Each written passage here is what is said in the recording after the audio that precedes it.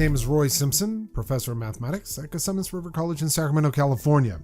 This video is for students who are in differential equations and who are kind of at the beginning of the course, and they're learning what a differential equation is. And in this video specifically, what we're going to do is take some supposed solutions and verify that they're actual solutions for a given differential equation. You can see the differential equation on the screen. So without further ado, let's go ahead and do this. Verify that these three equations are solutions to this given differential equation down below. Now we know this is a differential equation because it's an equation, that's the first thing you need for a differential equation, that involves the derivative of an unknown function. It has an unknown function, in this case y, and its second derivative, y double prime. So those are the two pieces we kind of need. Well, really you only need one piece, the derivative or second derivative or nth derivative of an unknown function in an equation would make that a differential equation, as long as this was an equation involving one independent variable. That would be an ordinary differential equation. If it involved more than one independent variable, let's say these are functions of not just x, but x, r, s, t, and let's say v, then that would be a partial differential equation. But luckily, we're just dealing with a regular ordinary differential equation. All right, let's go ahead and check that these are solutions to that differential equation. To do so, what we're going to do is take these equations here, like this y sub 1, and we're going to plug that in for y, and we'll take two derivatives of y sub 1 and plug that into y double prime and do the mathematics and see if that comes out to be the tangent. This, if you're watching this video, is probably just a review of differentiation. Now, the way that I like to set this up is I like to do this in rows. So I have a row for y sub 1.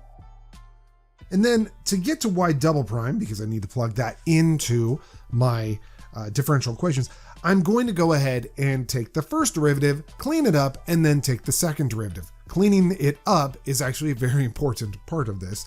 And I will do my mathematics off to the right-hand side. In my cleaned up version of y prime, I will then write underneath y sub 1, even though really in this case I don't need to, but I'm just going to go ahead and do that here. So y prime is the derivative of y, and by the way, I should say y sub 1 prime.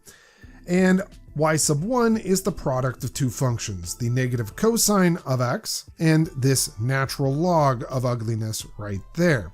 So let's go ahead and do the product rule from good old differential calculus.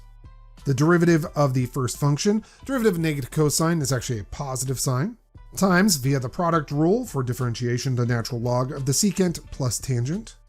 And then finally, going back, we're going to go ahead and take the first function and multiply it by the derivative of the second function. We know that the derivative of a natural logarithm is 1 over its argument, and then because its argument is a function of x, using the chain rule times the derivative of the secant plus the tangent. So let's go ahead and do that here. The first function is a negative cosine times the derivative of the natural log of ugliness. That's just 1 over that ugliness. And then by the chain rule times the derivative of that ugliness.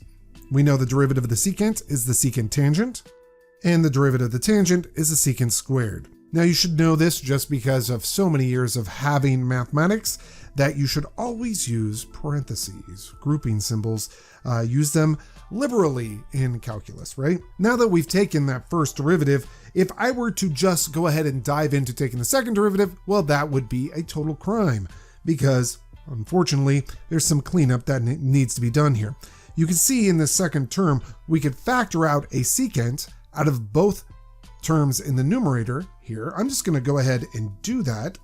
And we get this beautiful tangent of x plus secant of x in the numerator. And we have that same tangent of x plus secant of x in the denominator. You can see it right here. Oops. You can see it right here. And we're going to go ahead and cancel those two like factors. We also know that the cosine and the secant are reciprocal to each other. And so the cosine times the secant is just going to be 1. That being said, I can go ahead and rewrite my now simplified version of y sub 1 prime. And again, that minus 1 comes from the fact that cosine times the secant is just 1. All right, Notice I wrote the clean form underneath y sub 1. The reason why you want to do that in differential equations is because you will be adding these types of functions together. You note that in our differential equation itself, we will eventually add y double prime, technically y sub 1 double prime, to y sub 1. And to do that, it'd be nice to have them stacked on top of each other in this process. All right, now let's go ahead and find y sub 1 double prime. This is actually not going to be too terrible. We've actually done most of the work already. So y sub 1 double prime is just the derivative of y sub 1 prime. And we have y sub 1 prime written right here in the middle. Derivative of the very first, it's a beautiful cosine of x, times that second function, which is the natural log of secant plus tangent. And then remember, product rule here, plus sine of x times the derivative of the natural log of secant plus tangent. But we've already figured out what the derivative of the natural log of secant plus tangent is. We'll go ahead and showcase that here. Remember, we had a plus sign, right? And then what you see up above all this business right here was the derivative of the natural log of secant plus tangent. It ended up being just the plain old secant, which is not too bad. Sine times secant, well, secant is 1 over the cosine. Sine times 1 over the cosine is sine over cosine, or tangent. So let's go ahead and write that down. Now, I'd be making a mistake if I didn't mention something here. We still had one more derivative to take care of. We needed to take the derivative of that -1. But we all know that's just a 0, right? Derivatives of constants are 0. So now what I'm going to do to showcase that y sub 1 is a solution of the differential equation you see up above, is I'm going to go ahead and take y sub 1 double prime and add it to y sub 1. And you can see what happens very easily here. I'm going to write it this way because, well, I can, and actually so can you. You don't have to rewrite everything in mathematics at this point. In your previous courses, your professors probably required you to write every little step. But as you move forward in mathematics, we assume you can do all those previous steps. And so we just want to see some of your work, but we don't need to see every little gory detail. Y sub 1 plus y sub 1 double prime is just going to be this beautiful tangent of x. And therefore, y sub 1 definitely satisfies the differential equation. Now, the reason why I do this in high speed mode for my students is because I know most of them can take these derivatives and do this all day long. And this would be monotonous in a classroom setting. So I just leave this as a separate video for them to watch if they need to on their own, without fear of judgment, because I don't know who's watching the video, so it's totally fine. Y sub 2, let's check to make sure that that is a solution. Now notice I start with kind of the same process, right? I'm using the product rule here. Derivative of the negative cosine is a sine times the natural log. And now I have to add to that the negative cosine times the derivative of that natural log. Now notice I'm not writing this as an aside because I'm going to erase this in a moment.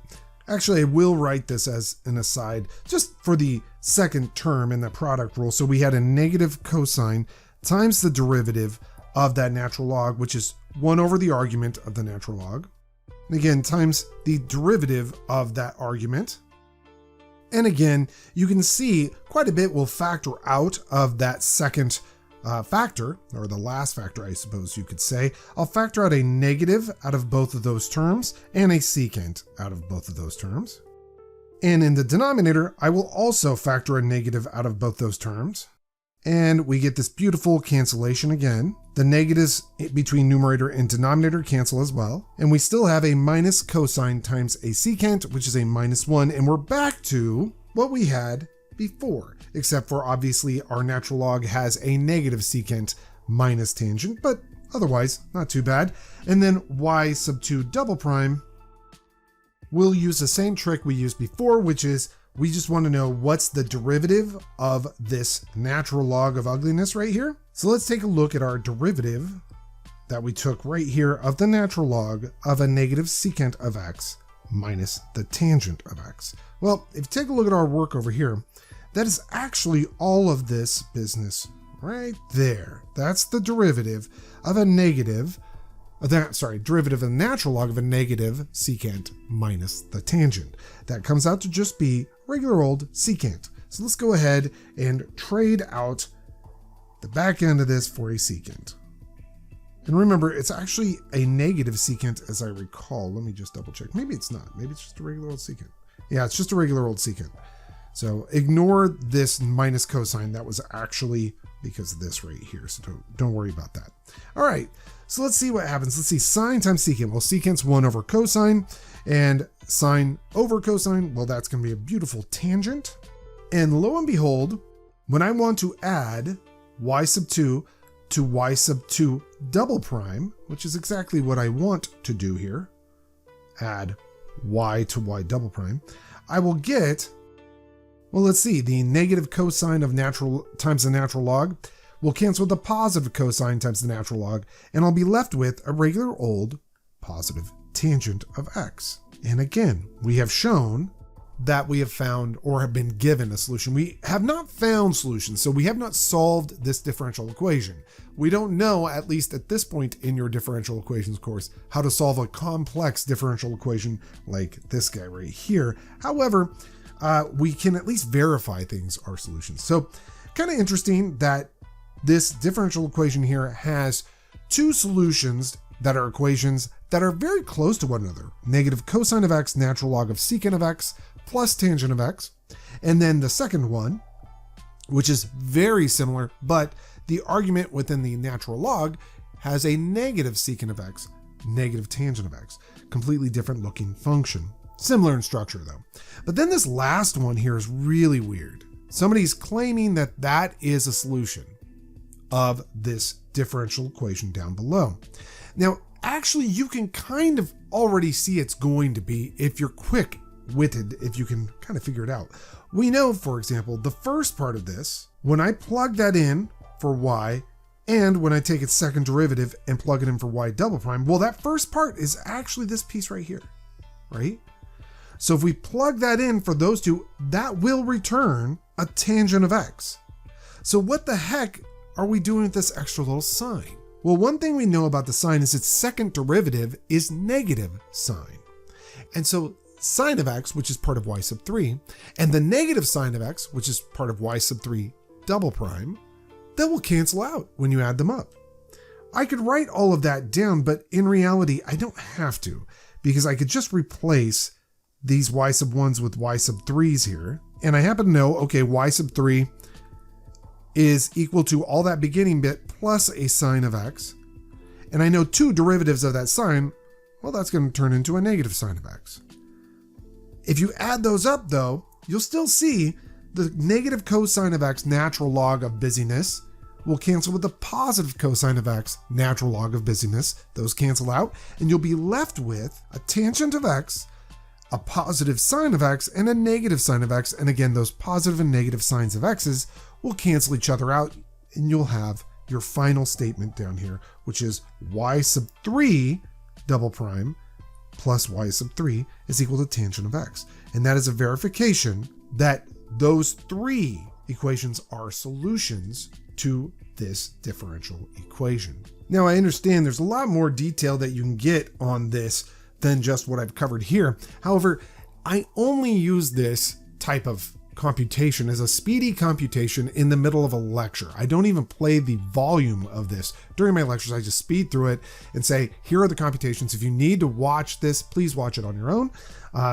If you needed this review, I'm glad that this was available for you. If you didn't need the review, I hope this wasn't a total waste of your time, and I hope you have a wonderful day. Be a great human being. It's the system of equations.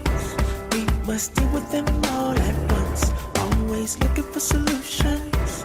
Positive outlook overcomes obstacles getting in our way. Cause affects more than we can sometimes see. Things for what they are and work together until you feel at peace. Just listen close. Don't talk too much that isn't kosher. You may really hurt inside. It doesn't justify you to speak too loud and cry.